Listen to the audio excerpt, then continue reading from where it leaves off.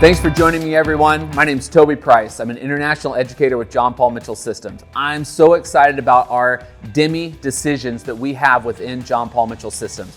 Our guests want to look and feel their best, so why not decide to choose what's going to help them look and feel their best? With our 3 great options, you're going to see all of that across the board as we go through this video. Demi decisions. One thing I love about demi-permanent hair color is it allows us to make some subtle changes. This model really wanted to stay very neutral in her overall feel.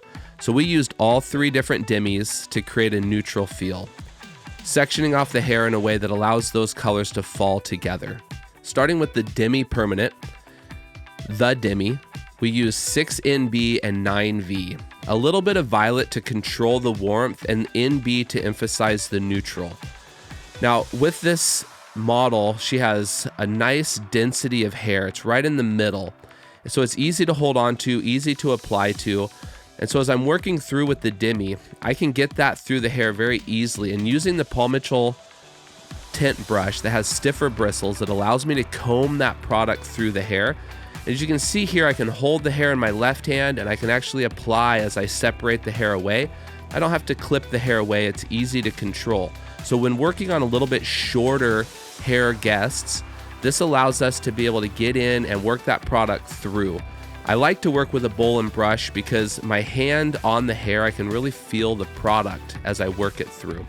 So as we work this product through the guest's hair, I'm really looking for where I want that saturation most. And most of her blonde and porosity is on the ends. And the demi-permanent color really loves that porosity. So at the base, I'm going to change that tone slightly because it's natural and we're working with about her natural level.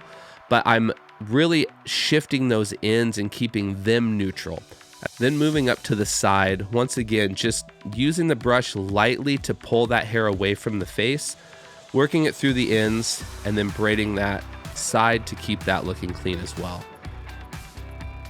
Now we move into the middle section. This is going to be our Crema XG. Crema XG is very unique, and I love it with these lighter levels because it gives me a nice rich tone that lasts a little bit longer because it's a cream demi-permanent. So Crema XG, 8NB, 8P. Starting in this section, I love being able to use Crema XG on the base dry. This gives me maximum saturation and maximum tone on virgin, healthy hair. Then adding Awapuhi Moisture Mist on the mid shaft and ends. This balances out the porosity and allows me to have even saturation from scalp to ends with Crema XG. So working through a couple sections, applying to the dry base, adding Moisture Mist to the mid shaft and ends, and then working that color through there. What I love about Crema XG is it also matches our Color XG perfectly in tone. So if I've retouched with Color XG, I can go back and refresh with Crema XG and get the same tone using the same colors.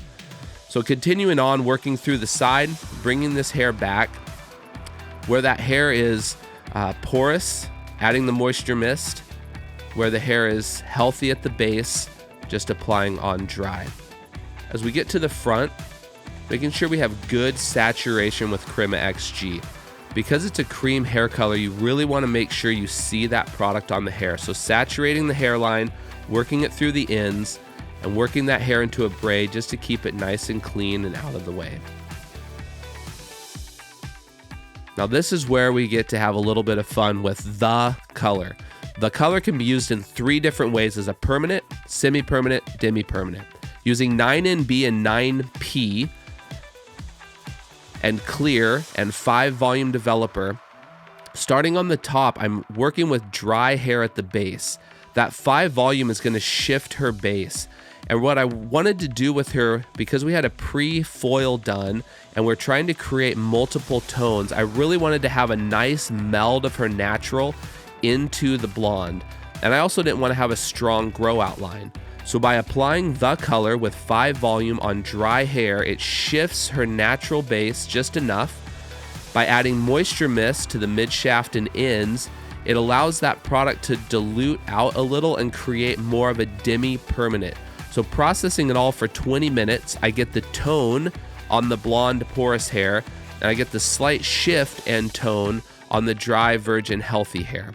So working through this last section, getting that saturated well, bringing it up and over to braid that out of the way to create a nice separation of all three demis, making sure we have the right decision so our guest looks and feels their best.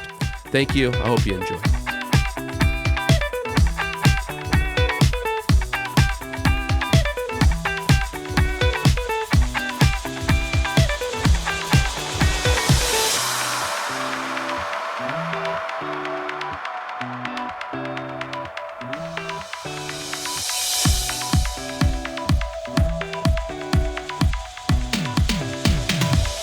Thank you so much for tuning in. That was amazing. I loved working with that model.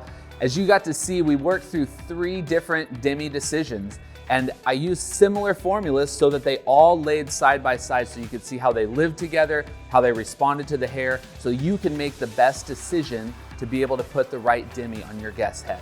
Now, I love all of these videos that we get to do, but I got 2 other demis that you're gonna be able to check out. And please like, subscribe, and comment on this. If you love something about it, like it. If you're gonna use something about it, comment on it. And if you wanna follow more things that we do, please subscribe.